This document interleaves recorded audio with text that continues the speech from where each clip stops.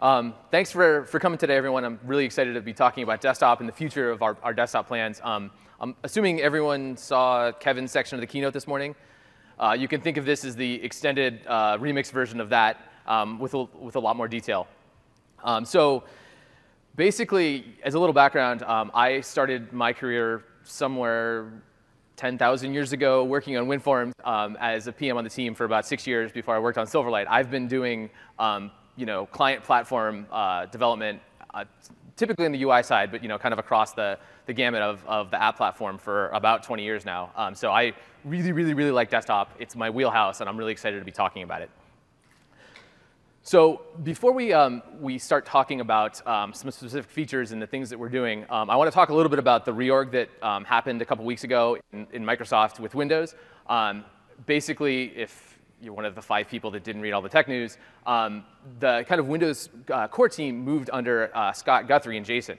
And as on the platform team, we are so excited about this. From a developer perspective, we've been working with Scott and Jason on the platform team a lot in the past. A lot of us are from Silverlight or from various parts of DevDiv in the past, and we know how much Scott and Jason love developers, love making customers successful, and work night and day, like for Scott, literally night and day, doing whatever he can to make customers successful and listen to customers and their requirements. And we're really excited to be able to bring more of that to the Windows desktop and our platform. Just to define a term, DevDiv is actually developer division. Sorry. That's the org inside of Microsoft that builds Visual Studio, .NET, Azure SDKs, and stuff like that. Yes. So. That's good that we were working with that Scott ran before he ran Azure. So before the cloud, pre-cloud. So proof points of this, why we're really excited, that 2 of the big announcements from this morning, both WinUI and MSIX running on Win 7, are things that would not have been possible before this reorg. So we're expecting to do a lot more things in the open on GitHub and to really help you ease your transition between Windows 7 and Windows 10. So again, from the platform side, we're really excited because this is going to be good things for Windows as a desktop and for Windows developers. So as Kevin and Joe talked a lot about in the keynote this morning, we're really re-engaging with desktop. In the last 3 to 4 years, we've been building a modern platform for modern applications, and we'll talk about what that specifically means. But in the last 8 to 10 months, we've been really kind of refocusing on the wheelhouse of the large volume of desktop developers and desktop apps that run on Windows. We really want to make it the most powerful place for your apps to get the job done that you need to do and your employees need to do. And of course, we're making sure that it's easy to do that with your existing investments in Windows Forms and WPF and the existing apps that you have. So today, Scott and I are going to cover basically a bunch of the things that we're doing, both in the release that will happen in 2018 later this year, as well as some of the things that are coming in 2019. So you're probably asking, desktop, it's been around forever, it's not that interesting. Well, there's a lot of activity and a lot of people writing desktop applications. I'm sure most people in this room, either personally or on their teams, are writing WinForms or WPF apps or have done that in the past. And that is still a very active community. I mean, this is just pulled from the Visual Studio telemetry. And in fact, that has grown quite a bit in the last couple years. We still see lots of activity, opening projects, creating new projects, and just, again, tracking this through Visual Studio telemetry. So this is a very active user base, and it's still a very vibrant community. From the perspective of what you can target with Windows 10, as I think Satya or Joe shared in one of the keynotes, there's 700 million Windows 10 desktops out there. And when we've talked to enterprise customers, they've either started their Windows 10 rollouts or they have plans to start their Windows 10 rollouts in the next year. So the industry, the ecosystem is moving forward to Windows 10. But again, we'll talk about some things today that will help you ease your transition from Windows 7.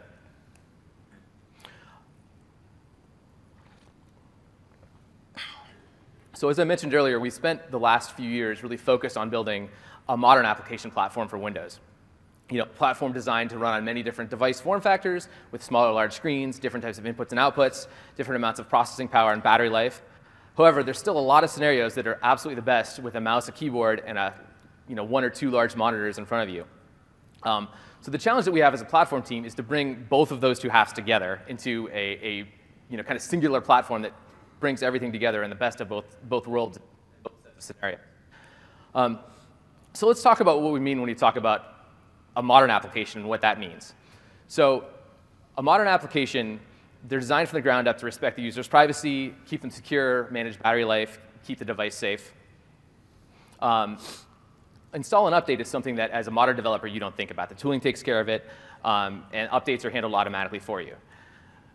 From a distribution perspective, it's always from a trusted source. Typically, it's from a store, a public store. Sometimes it's from a private store, but it's never from the web. From a modern UI perspective, there's many different input mechanisms: touch, gaze, ink, and then you're also moving forward to some emerging outputs like VR, speech. Of course, every single application that is new that we deal with these days has its source of truth in the cloud. Everything basically starts there, it lives there, and that's where all changes happen first and are propagated out. And insights so that you can make decisions and reason over how your application is performing in the wild. And finally, modern applications are often designed with reuse in mind, to be able to share potentially across different platforms of the web, at least to share with your front end and your back end as well. So really, it's not just about running on a single device or a single OS. It's really about running, using your code and assets in as many places as possible. So when I was showing this deck recently, they commented that this looked like a kid's birthday cake exploded on the screen.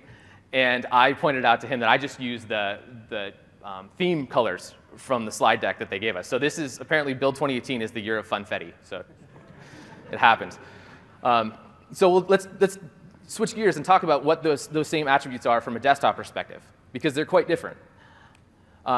So from a security perspective, desktop applications typically run at user or admin level security and need that level of permission, often to do things like read from every part of the file system that the user can access, set a registry key, or perhaps format a hard drive if it's a disk management utility. Like desktop apps do a lot of things.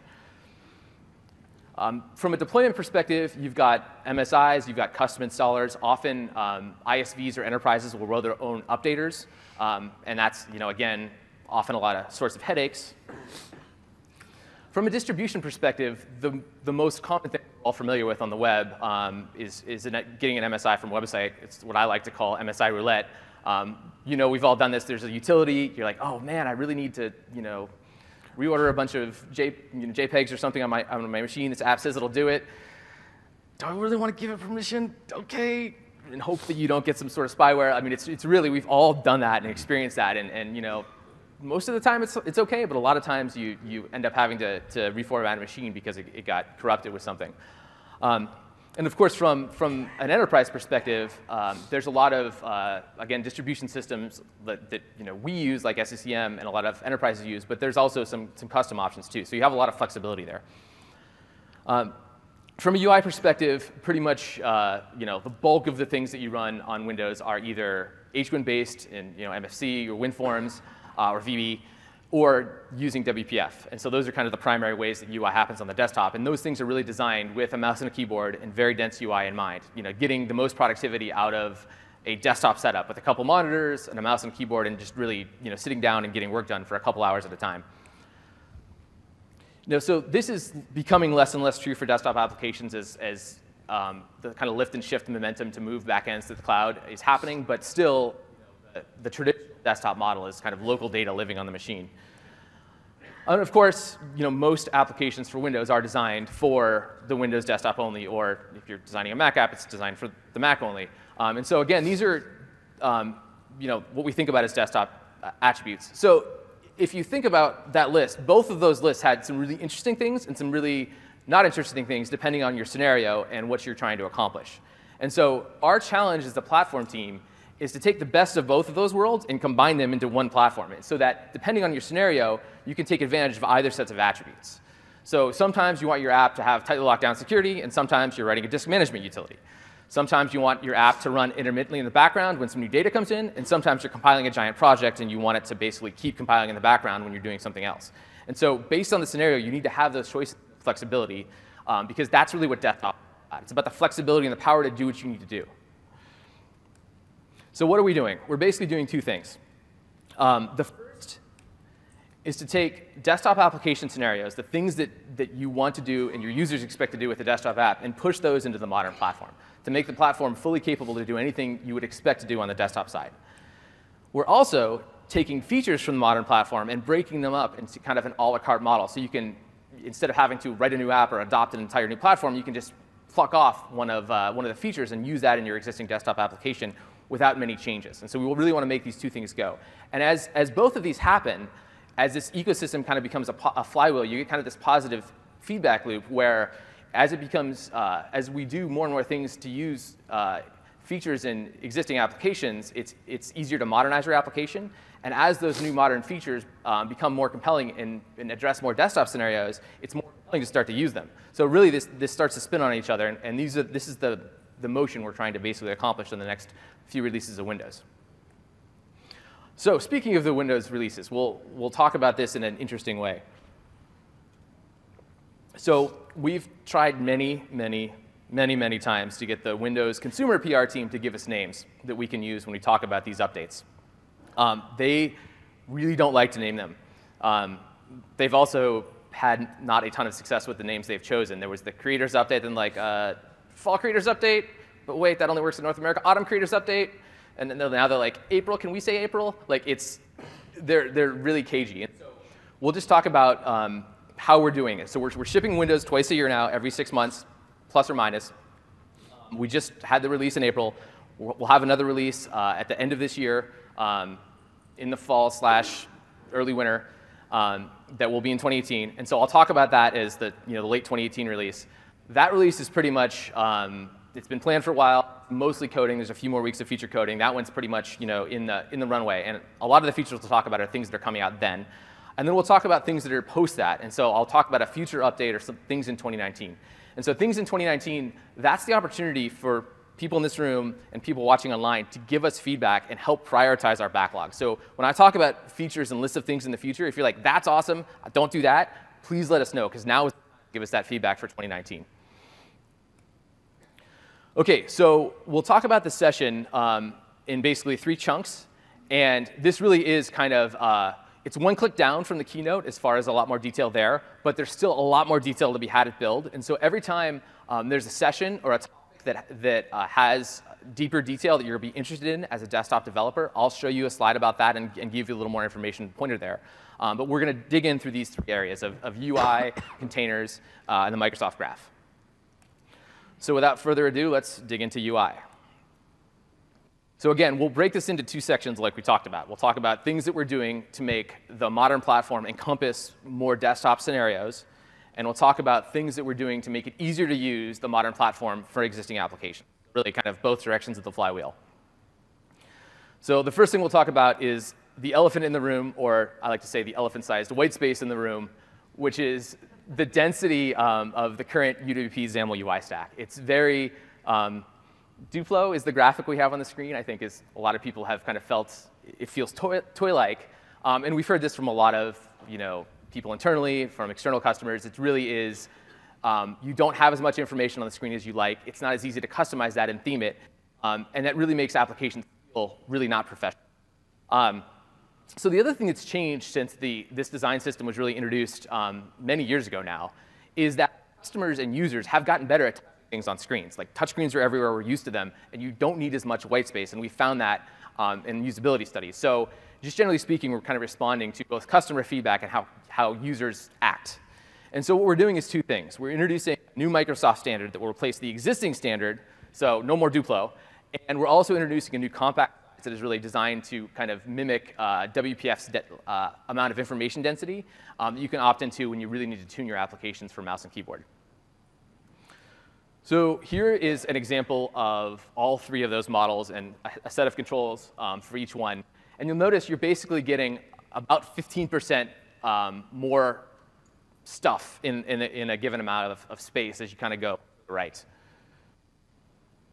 So let's look at a few UI mock-ups of the current apps with the current standard and then moving to the new standard.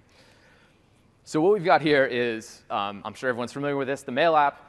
And this is with the current sizing. And this is what it would look like with the new standard mode. And so basically, we'll be updating our controls in the UWP UI stack, as well as all that Microsoft apps that use them, like Mail, as well as other parts of the Windows shell that use XAML. And so this will be kind of rolled out over the next year to 18 months. The controls in UWP UI will be able to use this in the next release in 2018.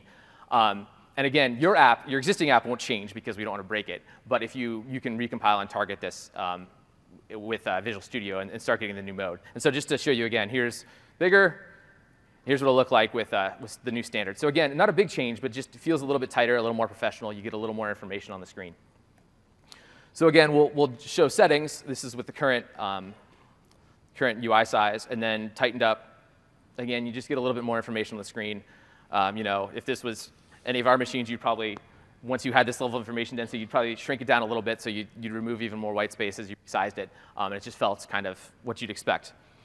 So then we'll talk about compact size. So this is, again, is a mode that you can opt into as a developer if you really care about mouse and keyboard and really getting the most UI on the screen at a time. And again, this is just one property set. So it used to be, we've had feedback from customers in the past that it was, some people have claimed it's impossible. I would say it's nearly impossible to do this with just setting some of the properties on the current XAML templates. But now we're making it so you can just do one resource change. So this mockup that the Windows design team and the C&E, the kind of Azure design team, has worked together on to basically show what a UI might look like with compact mode. And so this is an example of the basically a fluentified server explorer. And when you look at this, you don't think that's a toy, you don't think Duplo, you think I'm going to get my job done, right? I mean, that's feels like professional UI.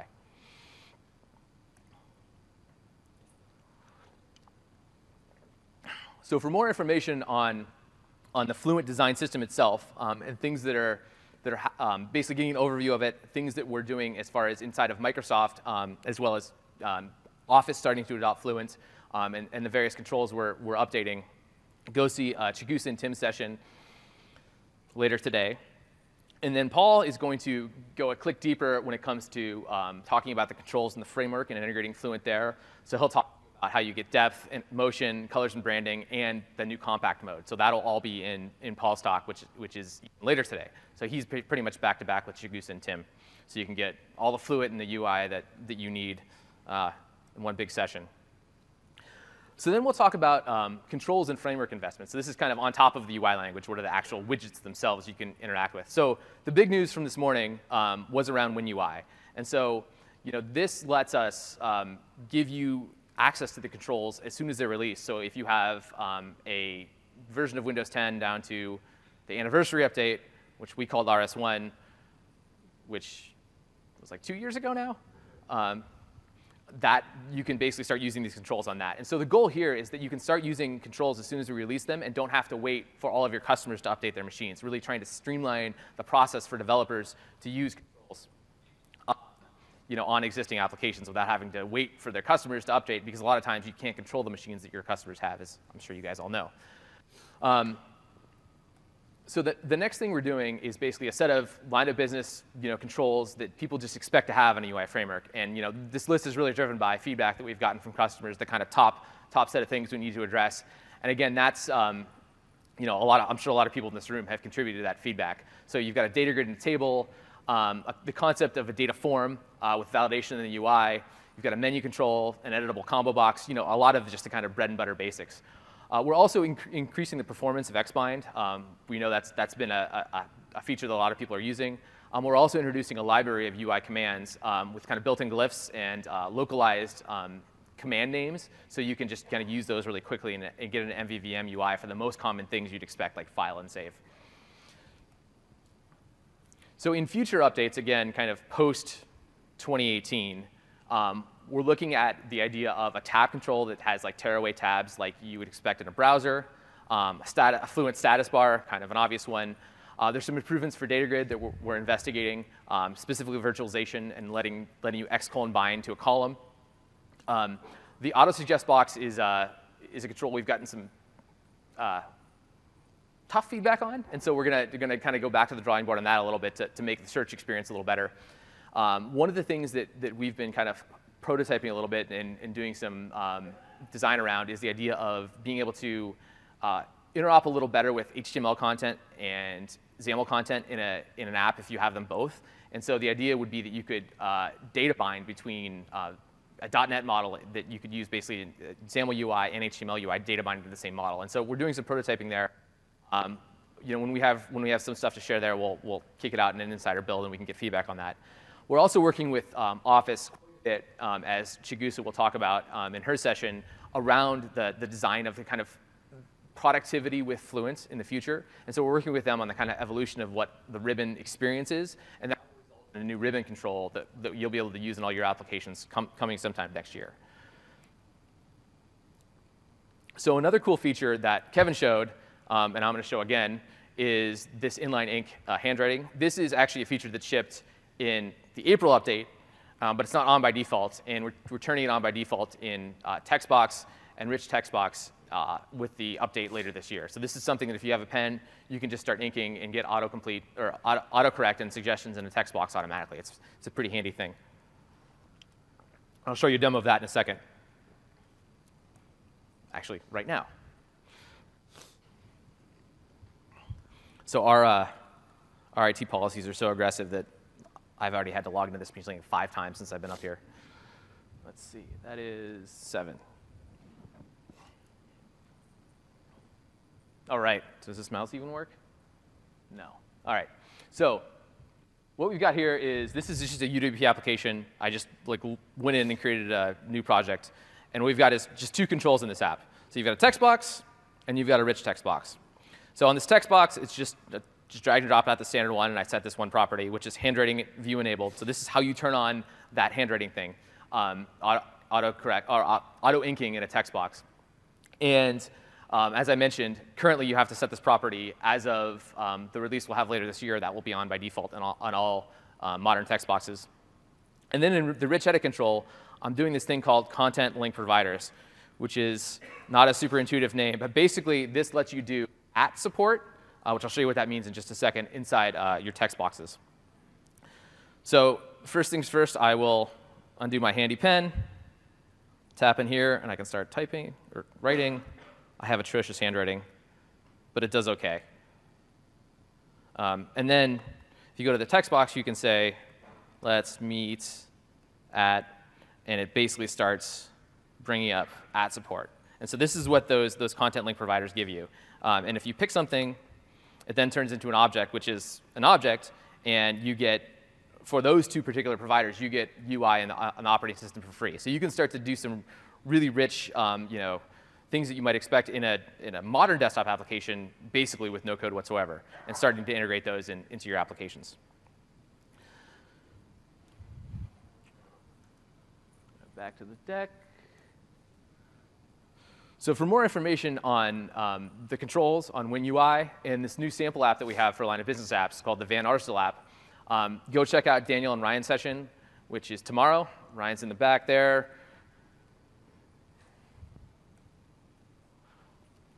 And by back, I meant middle. Harnessing the power of ink. So Avani and Yubo will be talking again tomorrow morning on you'll get more information on the ink platform. So Kevin mentioned this morning that we have this new Ink AI service, and it's really neat because it runs code both locally for doing the translation that you saw, that I just demoed, happens locally, but there's also a way that you can, it's starting to interact with the cloud to basically give us telemetry and make that handwriting better over time and for the community. And there's ways that you can interact with that as developers as well. So there'll be a bunch of information on that. There's general information on the Ink platform because there's a bunch of things that you can do with Ink, specifically in your UWP applications that are a little more advanced than just showing those simple controls. And then they'll talk about ecosystem momentum. So there's a bunch of apps in the Windows Store already, and talk about some of the new hardware innovations they're doing in the Windows Pen ecosystem, which is becoming surprisingly large. There's a lot of people starting to make Windows Pens. So now we'll jump in and talk about windowing. This is definitely a kind of microcosm of the whole, taking a modern attributes and desktop attributes and trying to graph them together. Because basically, the modern platform has its roots in these kind of full-screen phone scenarios. That's where a lot of these scenarios evolve from. But if you think about a desktop set of scenarios, they're much more advanced from a multitasking perspective, and the things that you're used to is much, much deeper. Think about you've got dockable and floating tool windows, you've got custom title bars, sometimes you have no title bars, you've got MDI, you've got transparency. A lot of things you just expect as a user or developer to be able to access in your toolkit are things that aren't in the modern platform right now. So I'm really excited to talk about some of the advancements we're making in windowing in 2018 and some of the investments we're making after that. Because this is one of the biggest things that we've, kind of a big miss from the modern platform is really to be able to control windows on Windows. So the first thing we're going to have is basically two new kinds of windows that you can have on your application that all talk to the same thread. So in the recent past, you could create a new window, but it would have to be on a different thread. These are all new kinds of windows you can create on the same UI. You've got a tool window, and you have a light dismiss window, which light dismiss is like you bring it up, when it loses focus, it goes away. So you don't have to hit a cancel button. It just loses focus and disappears. So when these things are on the same UI thread, they're effectively grouped together. So you'll only get one alt tab entry. When you minimize them, they'll all minimize together. They'll behave kind of like a single application together. You'll be able to constrain the sizing on apps and windows by, if you give them a minimum or maximum size, the window manager will take care of that for you. And of course, you can set size and position and read size and position. So you can now position windows on Windows, and you can put them on multi-monitors. You can get monitor changes in your application. So if topology changes, you can, when someone docks and undocks, you can go move your windows around, and you can remember where they were and restore them later. So you can really make it a much better experience. So in future updates, obviously, we're going to listen to feedback. That's the first thing that will happen. But we're definitely going to make it possible to have multiple top-level windows on the same UI thread, not just the tool windows and the light dismiss windows. We're going to start giving control over things like the control boxes, the window styles, and kind of decoupling them from just this tool window and light dismiss window options. We'll look at things like topmost windows, synchronous modal windows. I know that's been a bit of feedback that we've gotten from a lot of customers who are used to the kind of OK cancel workflows that you can do in a traditional WinForms or WPF app. If that's not blocking your UI thread, it kind of is a real pain to program against it. And there's some much more advanced things. So with the advent of a modern platform and things like HoloLens, you have to think about what windowing means in a 3D space. And so we're trying to keep these concepts really, really simple if you're on a desktop, but we also need to make them powerful enough so that you can use them and position these windows in space and think about what that means. So this is a vein of investment that we started, but will go on for a while because there's a lot of work to do here. So again, to learn more about Windows on Windows, go see Robert's talk tomorrow. He's got a ton of content here. He'll talk about the general evolution of how things have kind of gotten to where we are today. He'll talk about all the concepts that we're introducing to kind of describe modern Windows and modern windowing. And then he'll show you the APIs and give you a bunch of demos to see the scenarios in action.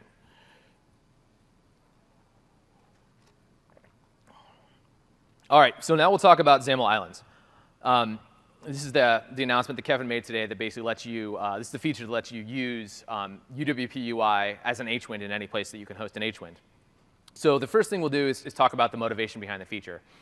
So as customers started using Desktop App Converter, the Centennial project, if you will, to add modern packaging and start to call some modern APIs from their apps, they said, you told me I could call all the WinRT APIs, and literally half of the WinRT APIs are UI. Like, where's the other half of my UI, or my APIs, please? At the same time, in talking to Office, they are starting to target more and more platforms with their end applications. And on Windows, they have UWP apps for many of their experiences, and they have Win32 apps for many of their experiences. And they only want to write new UI once.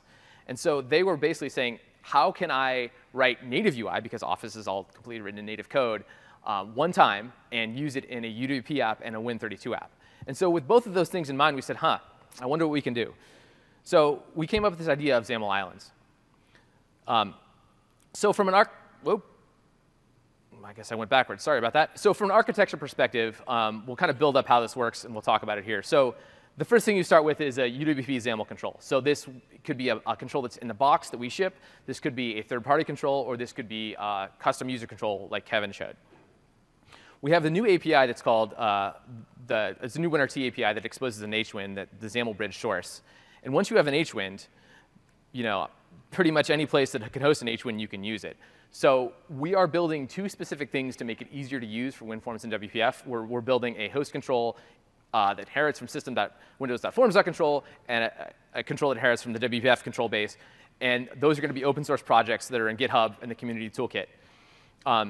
Think about that like the element host in WinForms for WPF. It's a very similar concept.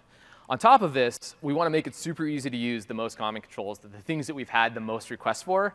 And so we're also going to build those as custom controls for WinForms and WPF on top of those kind of base control wrappers.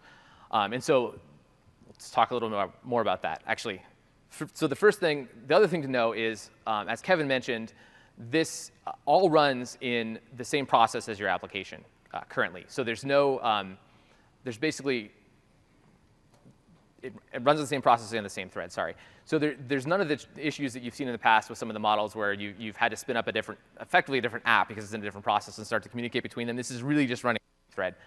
And so if you're a native application like Office, it won't bring in a new version of, or it won't bring in an instance of .NET. It just runs natively. But if you're an existing .NET app and you start using this, it basically with WinRT to the existing instance of .NET in the application. So it really is just like .NET types. I mean, I'll show you a demo in a second. Like you are programming these two UI languages like they're both at home in the same place. It really feels very, very seamless to use it.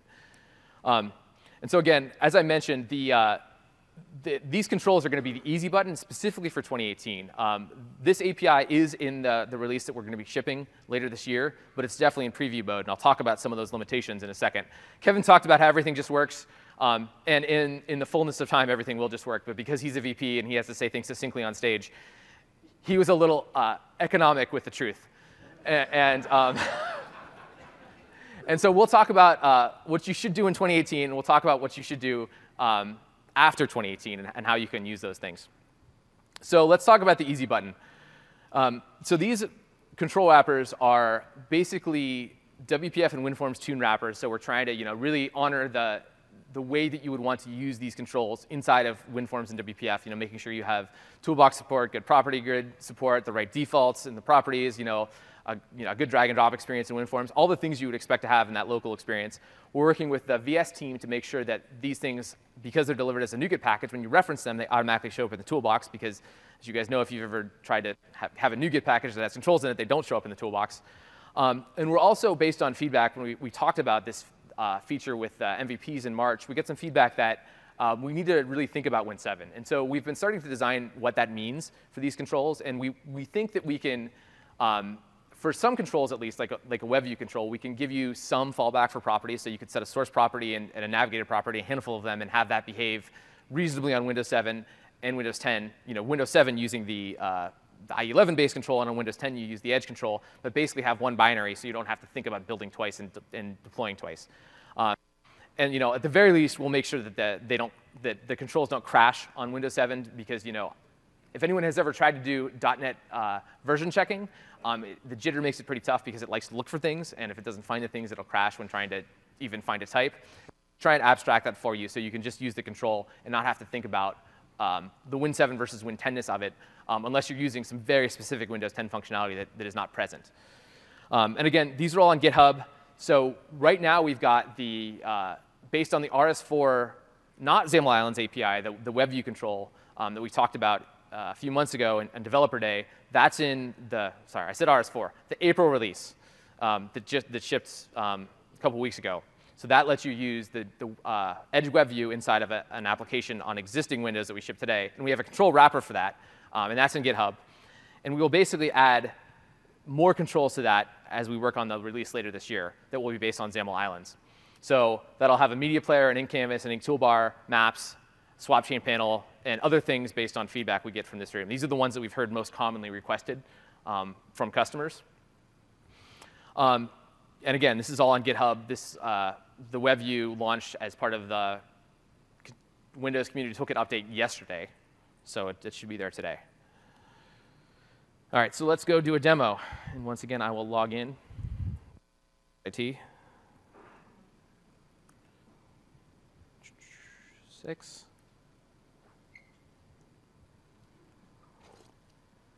All right, because I'm WinForms, I'm going to show you WinForms. So what we've got here is a standard WinForms project, just to basically create a new project form. And I've got this project that I added a reference to, the XAML content host. So this is that first content hosting layer. This is a prototype of that NuGet package that we're working on that basically lets you host XAML Islands inside of a WinForms app and a Windows Forms control. So you can just drag and drop it from the toolbox. And so once you've got these things, they're just, they look like standard kind of your element host behavior that you would expect from WPF. And then you can basically start coding against them. So let's make this full screen so it's easier to see.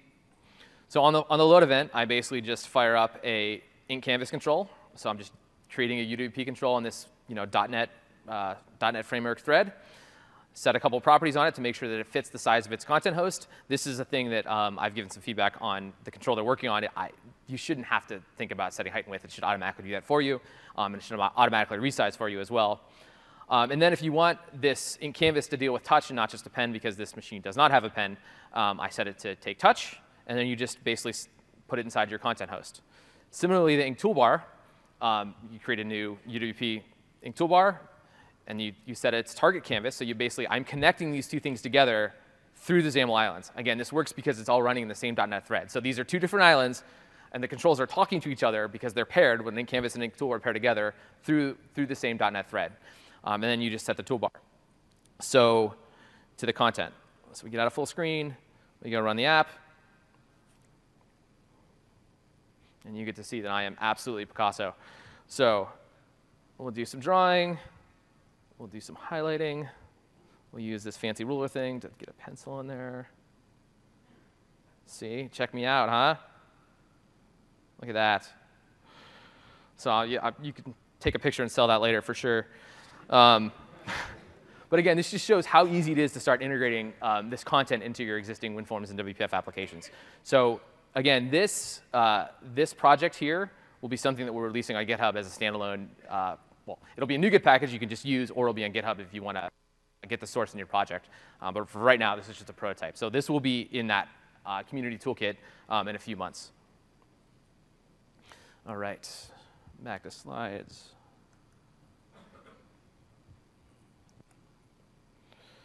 All right, so has anyone ever seen the Saturday Night Live fake commercial for Happy Fun Ball, where it's like 5 seconds of Happy Fun Ball is great for kids, and then it's like, do not touch Happy Fun Ball. Happy Fun Ball has been known to cause cancer in small children. I joke with people that's kind of what this slide is, because we're going to talk about all the things that are not working today, the things that we will get working next year, but I want to make sure you have a full caveat and understanding of what you're getting. It's, again, maybe like any modern drug commercial, where it's just people running through a field and then pages of text of things that terrible things that happen to you.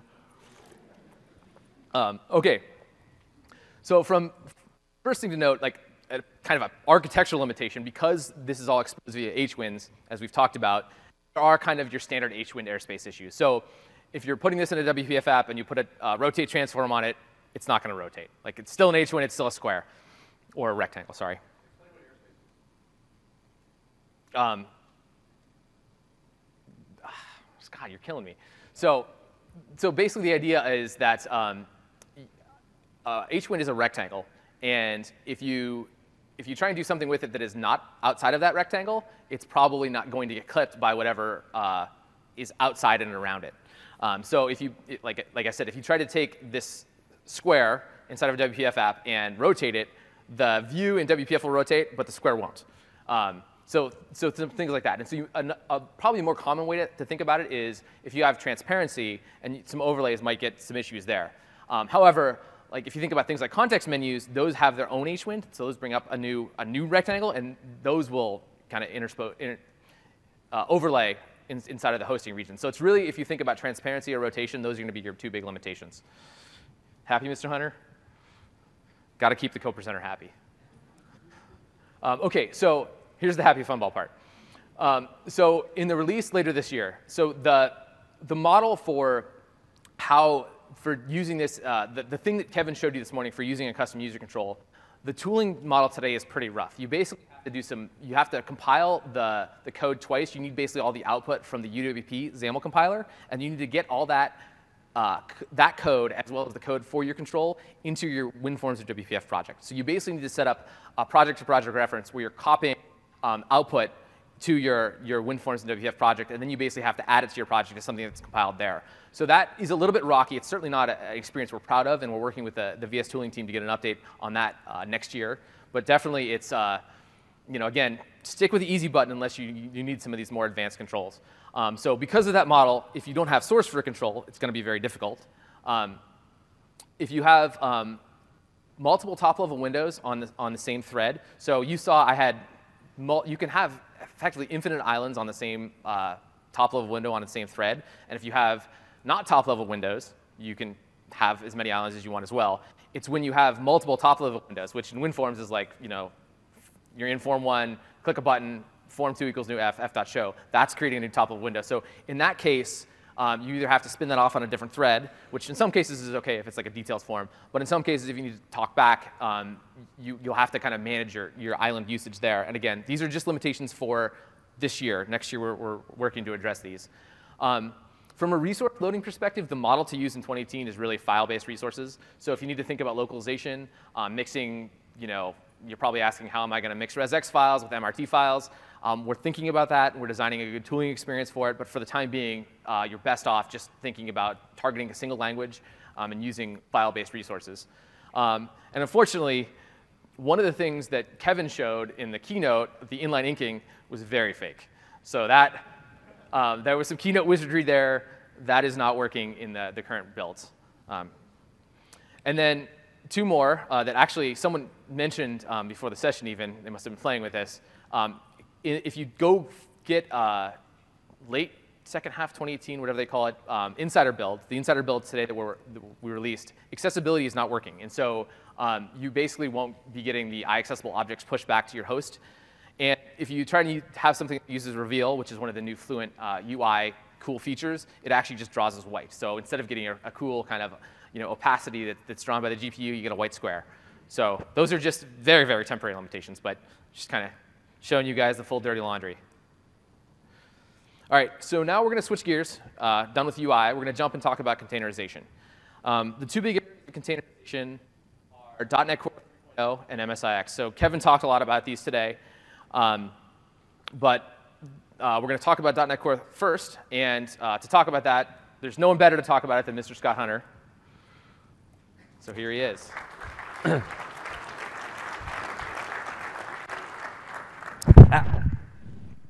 Losing stuff. Well-oiled machine. OK. Wait for things to wake up.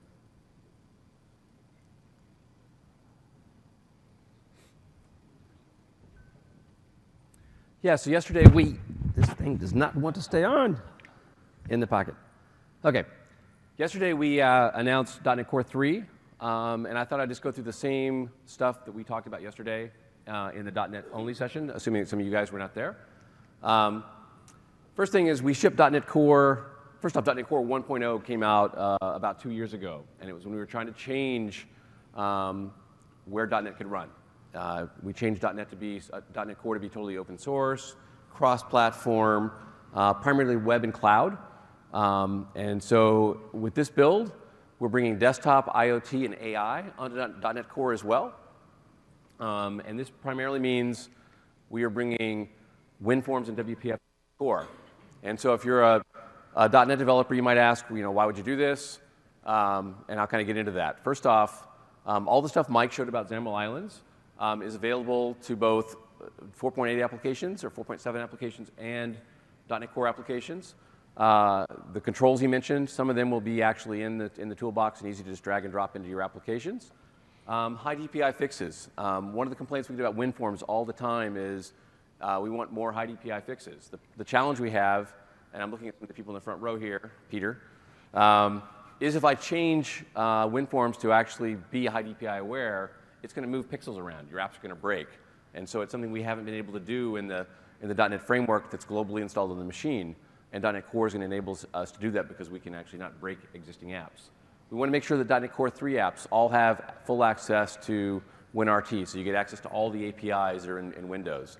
One of the exciting things that we have and I'll demo in a second, is we have a .NET Core app bundler. And this is going to let you take a WinForm or WPF application, compile it, so it's precompiled. You'll be able to link out all the parts of .NET Core or .NET Framework, .NET Core, Windows Forms, WPF that you're not using to make a super small exe, and then we'll actually just make an exe for you. And so we're going to give you the option of having a WinForm WPF app that uses a globally installed .NET Core, or you can actually compile it directly into your app and give that app away. And so the big thing here is it's going to address all the side-by-side stuff. The big reasons on a lot of people ask me, why not just make all these enhancements to WinForms and WPF in .NET Framework? Well, there's only one .NET Framework on the machine, and every time we change it, we break somebody's apps. And so we're really going to try to get to a mode where we don't do that. .NET Core is our platform where you, as a developer, can choose what version of .NET Core you want, and you can decide when you want to upgrade. The operating system doesn't do it for you. And so you get this full side-by-side. You're going to get a bunch of cool improvements in the runtime. So the .NET Core runtime was open sourced about 3 years ago. And we have taken a lot of fixes in the .NET Core runtime that we can't take in .NET Framework because they would break compatibility. One of the big areas that we're going to show in the demo in a second is we have this API that enumerates files in your file system. Today, if it actually finds a folder it doesn't have access to, it faults or throws an exception. Well, that doesn't make a lot of sense, because how would you know to enumerate all your files and skip the ones you don't have access to unless the thing throws an exception? I can't give an exclusion list. So the one in .NET Core doesn't do that. But I can't change the one in .NET Framework because that would break existing apps. And so you're going to get a bunch of performance improvements and a bunch of API improvements because of the side-by-side nature of .NET Core. And we have a new project model in .NET Core that is a simplified CS proj that a lot of folks have been really enjoying. And this means we're going to bring that system to WinForm and WPF as well. So if you want to switch to the demo machine, Mike. All right. OK. So I've got a Visual Studio project here. And I've got two apps, or a single app, called PySample. And all PySample is a simple app that you give it a file path, it enumerates all the files, it draws a pie chart. And so let's try this. I'm going to run the .NET Framework one first. Not a crazy app, but let's just put in cback source. And we'll run it. And so you see it happens in about 576 milliseconds here. Let's turn the zoomer on Scott, here. you didn't use all the theme colors. It's not nearly as bright. Sorry, man. 576 milliseconds. Now I'm going to go over here and select the .NET Core version of this. We'll run the same thing, cback source. Run this, and you're going to see 209 milliseconds. So let me just bring these both up side by side here. My machine's not cooperating.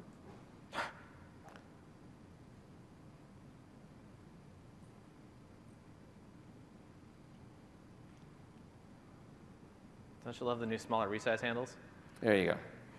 So you can see 576 milliseconds compared to 209. The .NET Core version's faster. So you're going to see by moving a WinForm or WPF application to .NET Core, it's going to be faster. To prove the demo is not fake, I've got this button here that I can open. And what it will show me is it will show me the DLL is actually running by this application. And you're going to see there's a ton of .NET Core app 2.1 RC DLLs loaded here. It's actually running on .NET Core. The next cool feature in this world is I can take these same apps, and I can right-click on the PySample. I can click Publish. And this, if you look down here, you're going to see a bunch of crazy stuff going on. Trimmed 122 out of 226 files out, saving 18 megs. Final file size is 64 megs. We've not even worked really on the linker yet. But what it's doing right now is it's linking out at assembly level, so it just removed all the assemblies that are not required by the project. We can go a lot deeper than this. We can actually go into the actual IL inside of each assembly. So I think you're going to see the sizes of these go down dramatically over time. But still, a 60 meg app is .NET Core plus WinForms plus a Telerik control. If I actually look in this to also show it's a core app, we talked about the project model. I can come over here and edit the CS Proj, and you can see that I'm basically bringing in a package to do the trimming. I'm bringing in System Web Forms as a NuGet package, and I'm bringing in a folder that has some Telerik controls. So I wanted to show that I can take some existing Telerik controls that we've never talked to Telerik about and just use them on this thing. So it should be very compatible to your existing applications. And that'll be one of the big things once we have a preview of this, is to go find what the compatibility level is. If we want, I actually have to really prove the point here, how portable this stuff is. Let me bring up, can you find us a demo monkey, Mike? Right. Oh, we have a volunteer? All right. So what we're going to do is, I've got this same WinForm app running on I copied to a memory stick here, and we're going to stick it in this machine. It's on the other side. Other side. What version of Windows is on this machine again? I think it's Fall Creators, actually. Oh, OK. So that's. We don't really care. You say that now. Sorry. The tech doesn't care. There we go. What kind of adapter do you have here? Is that not a mini DisplayPort? No. Do you need an HDMI? We got VGA, if you want to go old school. Yeah, VGA, or there should be a display. Right here. In there. It's right there. It's next to the USB stick. I tried earlier, and it was not cooperative. Oh, so it's upside down, maybe? There There you go. Okay. And this is 7. It takes a village to make a demo. So I'll let you, it's your laptop, find the memory stick.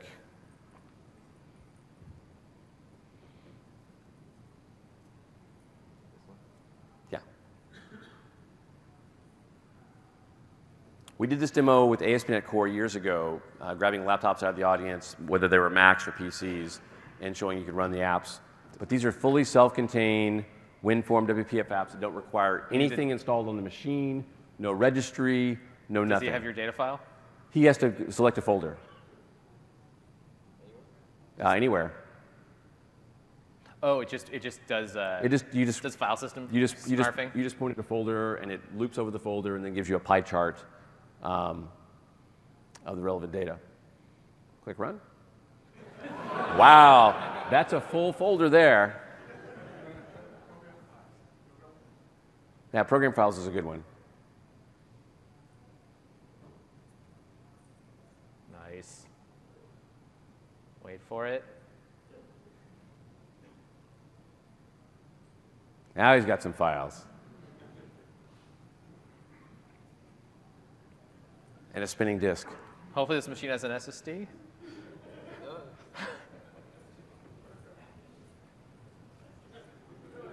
There we go. And you can actually click one of those to...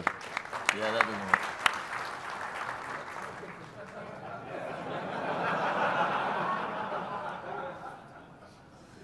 If anybody saw my talk yesterday, I turned my trackpad off, and Hanselman hates me for it. So, anyways, that's just showing you the future direction of where we want to take the WinForm stuff and the WPF stuff, all the benefits of .NET Core, desktop, the best desktop applications, and give you the flexibility to patch them when you want, how you want, make them into single X's if you want.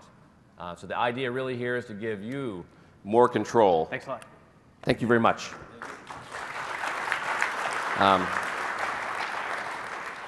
I've got one more of these demos that Mike really wanted me to show, so let's show it here real quick. I think it's 7 total laptops on stage now. It's the right number. A couple years ago, Hanselman and I had 9. It's .NET Core guys.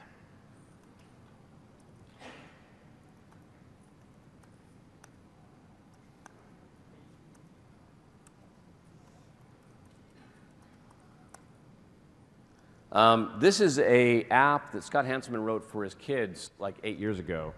And we ported it last week for fun. And this is a WPF application. using the XAML Islands bridge that you talked about, where we went and took a ink control and stuck it in. So I'll show you the app. The app's just Scott Hanselman's kids, when they were young, they didn't know what they were doing. They would just beat on the keyboard and stuff like that. So he wrote an app that made beating on the keyboard entertaining.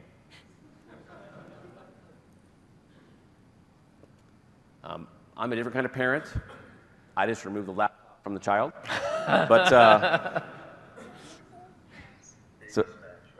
But you can draw on the screen over here. To make it sound too. It makes sounds. And what we did is this is an old WPF app, but now this is a Windows 10 ink control running over here with it as well. We haven't done the magic, which is we really want to put one on top of the other. That's the next phase. But it just shows the flexibility of with the XAML Island being able to take all the new modern stuff that you've built in UWP, and now you can use that in any WinForm or WPF app that you want. It's a pretty powerful thing where basically we've taken all of the UI stacks and merged them together in some ways. And you can stick it on a USB stick and pass it out to anyone. Pass it out to anybody. Very nice. So that's what's coming. We're going to have a preview of this a little bit later this year. And I hope that we'll be RTM before we're here next year. Thank you, guys. Cool. You want to talk about the roadmap? That was the roadmap. That was the roadmap. All right. Preview later this year, RTM next year. All right. Do you want to show your build here? Yeah. All right. Skipping. Way went through these. All right. There you go. Sorry. Thanks, Mike. All right. Thanks, Scott. So now we'll talk about deployment and MSIX, which is really the future of deployment technology. So basically, MSIX is the evolution of MSI. It's designed to be a superset of all the different things that you see on the screen. We're really thinking about all the different scenarios that people use to deploy on desktop and package on desktop and really make sure that MSIX addresses those. So MSIX is designed to work for every app in a large app catalog and every PC in an organization. So in order to really work on every device in an organization, we need to have Win7 support. And so that's, Kevin made that announcement today. And as the slide shows, John Vinsel will give a demo of this. I actually believe that John's talk was yesterday. I'll show you the trailer slide for it in a second, but his talk was yesterday. So you should go check out that recording and learn more about this. Also, MSIX is an open source project on GitHub, and there's ports for iOS, Android, and macOS. We have some other internal teams of the company that are using MSIX as kind of an extension deployment technology. I can't talk about what teams those are, but they'll be ready to talk about it soon enough, and they're a big brand. So when it comes to packaging technology, if it's really going to be successful for your entire app catalog and your entire organization, it needs to have great tooling for both developers and great tooling for IT pros. From the developer side, we've got the packaging project, which we released last year, which basically lets you add MSIX packaging to any existing WinForms or WPF projects, or really any desktop projects inside of Visual Studio. We're also working with the VS team to add a more streamlined model next year that will basically let you use the same project to generate an MSIX. So you can just open up your WinForms or WPF app and say, build me an MSIX, much like you can target click once today. From an IT Pro perspective, as Kevin mentioned in the keynote this morning, we're introducing a new IT Pro focused tool. So you can think about this as the current desktop app converter command line tool really on steroids. So it will support a much greater degree of commands and flexibility as far as how you invoke it. It will have a UI, so it's easier to use from that perspective. It'll be more scriptable.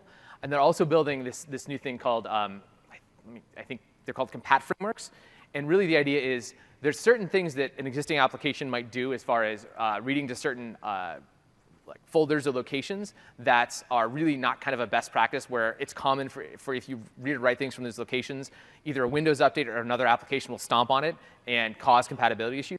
And this will basically do some virtualization of those specific directories. And basically, the converter will look at your app, see what it's doing, figure out which of these kind of shims it needs to insert, and then package that up with your application. And so they'll talk more about this tool in a session I'll mention. I think it's tomorrow. But basically, this is really going to be the story for taking an existing set of MSIs or install scripts and moving them forward to MSIX for large enterprise catalogs.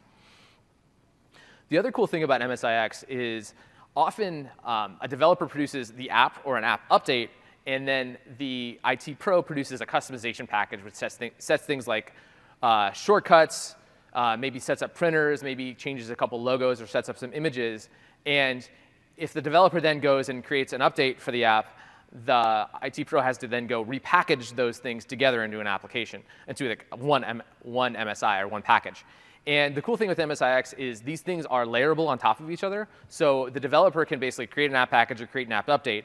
The IT Pro can create the MSIX for the customizations. And the first time those things will ever come together is on the user's machine when it's installed. And once they're installed, if an update from the developer is installed, all the customizations are still applicable. So it really lets you kind of get this church and state separation between the two roles of customization and app updates, between IT pros and developers. And we really think this is going to be a thing that will save a lot of time and headaches and fighting with the other people in your organization.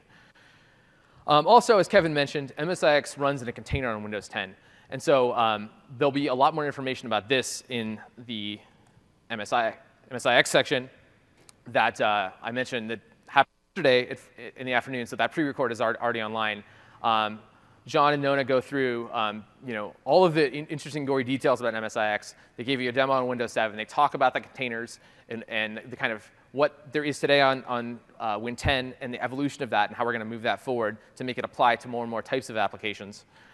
And then to learn about how you take package or repackage, I should say, an existing application that's an MSI into an MSIX and how to do that en masse and learn more about that IT Pro tool I mentioned, go see Stefan and Dion's talk tomorrow afternoon in one ballroom over.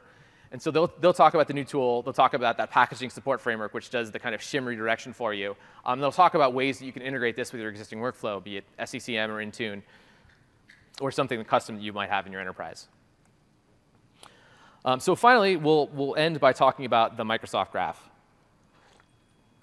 OK, quick poll. Who, after the last 2 or 3 years, or even the last 2 keynotes in the last 2 days, think that they have a good understanding of what the Microsoft Graph is? Oren, you can't put your hand up.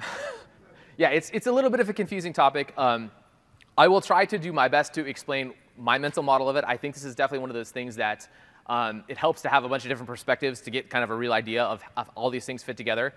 But my mental model is that the Microsoft Graph is all of the nouns that are attached to a signed-in user. So if you're signed in with an AAD, typically, or with an MSA, there's a bunch of things, especially if you have access to Office, there's a bunch of things that are attached to you as a user that are kind of nouns. And each of those nouns have verbs that you can go do things with them. So in the keynote today, you saw Yina basically used an application that was Excel as a calculation engine in the cloud. She basically went to the Excel noun and said, give me a cell. I'm going to read from a cell, and I'm going to write from a cell, and then get data from that cell. And so treating that thing as an application you could use to do work for you without having the application locally. You saw that Charles showed basically grabbing calendar data and then inserting that into an adaptive card, and then that got basically then sent to the user as part of an email message and displayed in Outlook. But again, that's grabbing the calendar as a noun and getting information about invitations or free and busy space as kind of the verb, effectively. And then basically throughout the keynote this morning, you saw lots of people use this concept of activities, which is kind of things that you've done, tasks that you've completed, or things that you're working on as basically a noun that you can use in a bunch of different contexts. So we'll talk specifically in this talk about activities as the actionable thing that you can do as an existing desktop developer and start interacting with. So to learn a little bit more about the graph and different devices and how you would use the Microsoft Graph on a phone, and specifically this is the technology that's powering the phone experiences that Shilpa showed you, you can go see Sean and Megan's session on Project Rome. So you'll get an understanding of the different things you can do, the SDKs you can use on your PC as well as iOS and Android, the different features that they have, and when those will be available in certain times. All the black stuff is available today. The pink things will be coming soon. So sets is this new concept, newish concept that Joe talked a lot more about this morning. It's arguably the biggest change to the Windows user experience that there's been since maybe Windows 95. I mean, you could talk about, maybe there's been some interim things that have been close to as impactful, but it's really a big change to how Windows or users can use Windows. It's basically a new visual tool to group things together. It's a new trick basically in the windowing toolbox of Windows.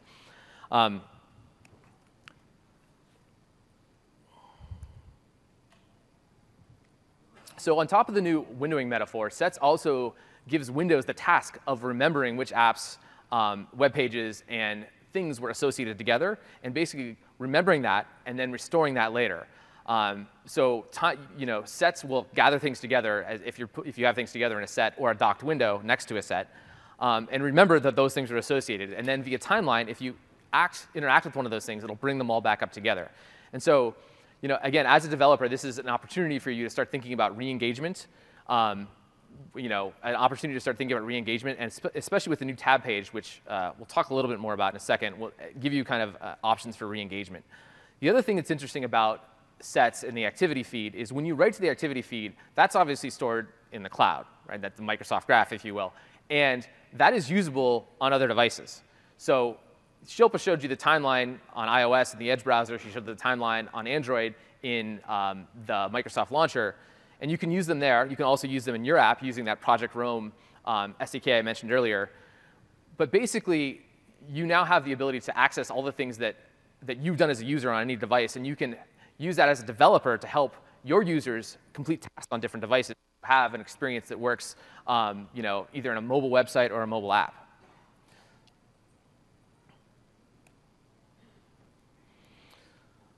So as a developer, I kind of mentioned sets and timeline give your app the ability to help your users figure out what they were doing and complete their tasks over time.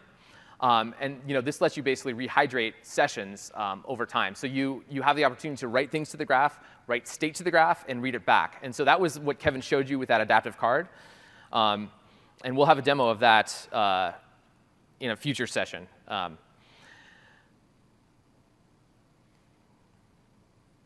So yeah, talked about that. Sorry, my notes are completely wonky right now on this machine. So this is actually, I found this slide to be really useful. So if you think about this set of things, these are all kind of example things that you or a user might do, right? You typically kind of have this root thing that's the green piece of content, and it has associated either websites or other apps associated with it.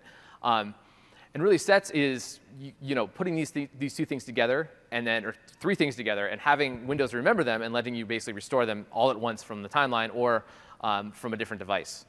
So again, you could restore this from the same computer, or you could go to a different computer, sign in, see your activity feed, click it, and basically launch those apps and all that content, assuming all that content's in the cloud. So from a developer perspective, what do you need to do? So you can participate in sets with any application as long as you're not customizing the title bar. So we've had to work with Office, obviously, a bunch to get them to work well in sets. But for most applications, UWPs don't have an option to do any customization. In most Win32 apps, certainly it was pretty difficult to do WinForms. It's a little bit easier in WPF, but not that many apps have actually customized their title bar in WPF. You basically can start participating in sets. If you're UWP, you should definitely make sure that you take advantage of the new multi-instancing support that came, I think, late last year. And that, again, that's just a best practice for a desktop app. I mean, most users expect desktop apps to be multi-instancing and not the same instance. That's just kind of the behavior you expect. And so you should definitely move to take advantage of that model. We're talking with the Visual Studio team about making that the new default for UWP applications because that's kind of what people expect. And from a great experience, you should start writing activities to the activity feed and basically start controlling the window grouping and the tab visuals that are created. And so to get more information about all of these things and to actually start playing with them and see the code, go see Jason and Raymond's talk tomorrow. If you haven't seen Raymond Chen talk, he's awesome too, so it's a really good chance to see Raymond in action.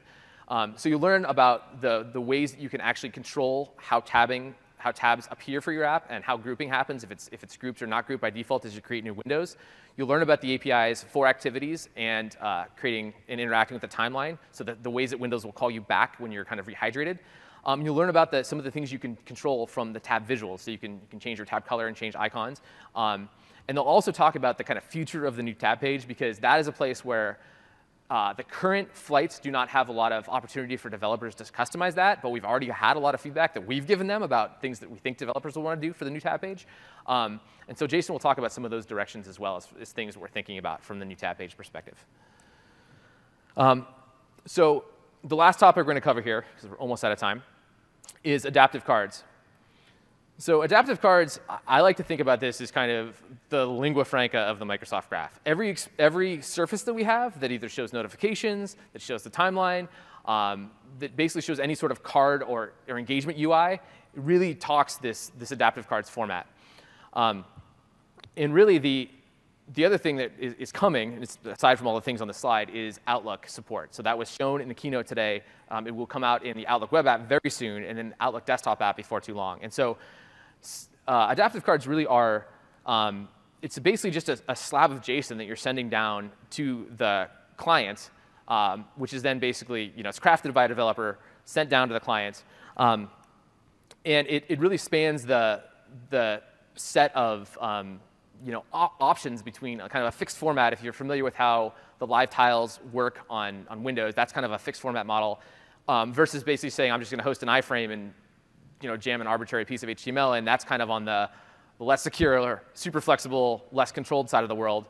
This is kind of a model in the middle where you're sending JSON that has content, it's stylable, but when it's hosted on a client platform, it has the opportunity to be branded by the hosting application. So basically, it's a lookless design that has UI attributes in it, and then it is rendered on the client, and the client has opportunities to change what it looks like. And the other thing that's cool about the first release of this, which just came out in March, is that there's renders for pretty much any type of UI framework that you might care about. So obviously, there's one in UWP. There's an HTML one, iOS and Android, and WPF as well. And I'll show you a demo here in just a second using the WPF render inside of WinForms in an element host, so you can see what that code would look like to start using this inside of your application. So again, these renders, this open source project, play with yourself. You can go interact with it. But these are the same tools that we've used to build those Android experiences that Shilpa showed you, that the web experiences that for Skype and Teams that are hosting adaptive cards are all powered by this here. So this is, you basically have kind of free reign and access to that code. You can go modify it to, if you need to. So let's go log in yet again to my machine.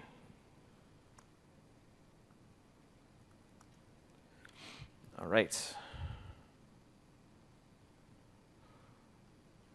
So we're done with this one. So what we have here is a WinForms app. And again, all I've done is add a element host. So this is your standard WPF element host. And then I've added some JSON files. So these are card JSON files that I've stolen from the adaptivecards.io site that Matt Heidinger put up there. And so we'll just take a look at what these look like. So there's this really handy visualizer tool that Matt wrote that basically lets you see what this adaptive card is going to look like. So basically, the WPF render takes this set of JSON, which is just kind of a set of objects that describes what's going on over here. It's got a couple references to images effectively on the web, so you can point out to images if you'd like. And I screwed that up. So this is very live, so don't type. And then you can also host that inside of a WPF app. So in my code behind, I've basically added a load event. And so then I've referenced the NuGet package for adaptive cards. And then I create a render, one line of code. You set the schema version, which right now is 1. I basically have included this in my build output directory. So this file is there. I basically just use a standard .NET file reader, read it to end, and I use, this is the magic here, is a basically adaptive card from JSON. So that static method, give it a slab of JSON, it gives you back a result which you can turn into a card.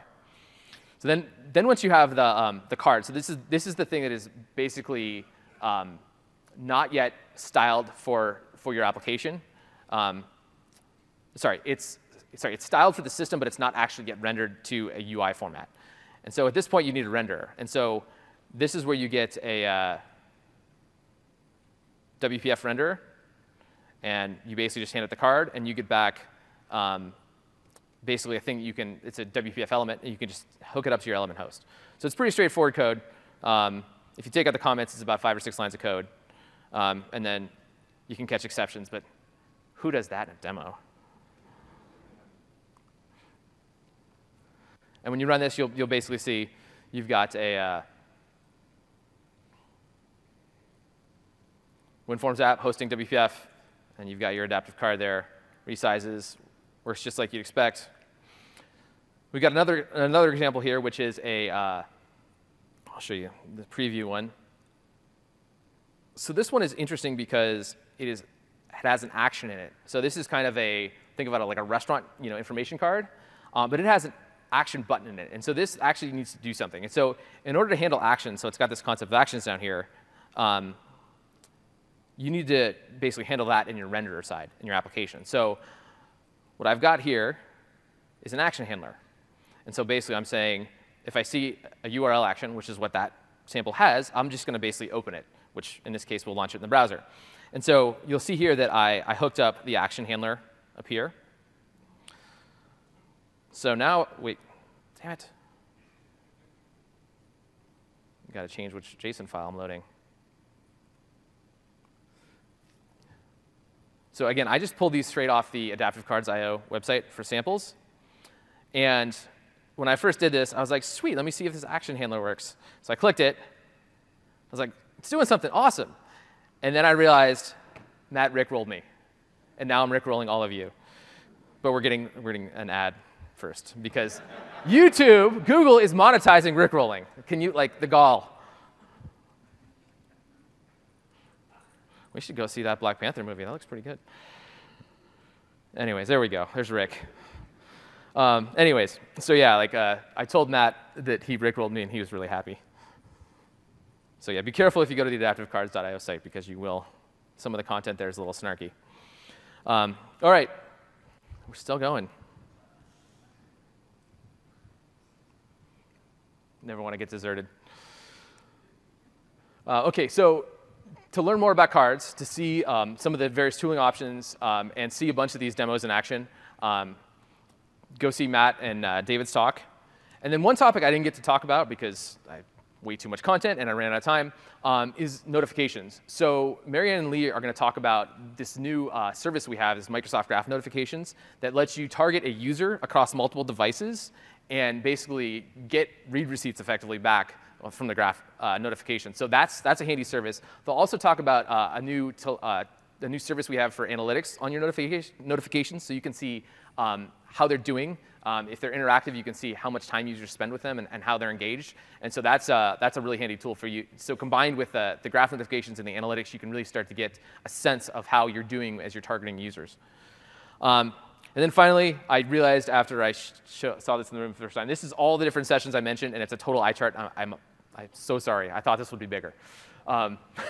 So you can see this later. I saw a lot of people taking pictures, but this is all the different sessions that you may want to check out in the next few days. Any questions, comments for Scott or I?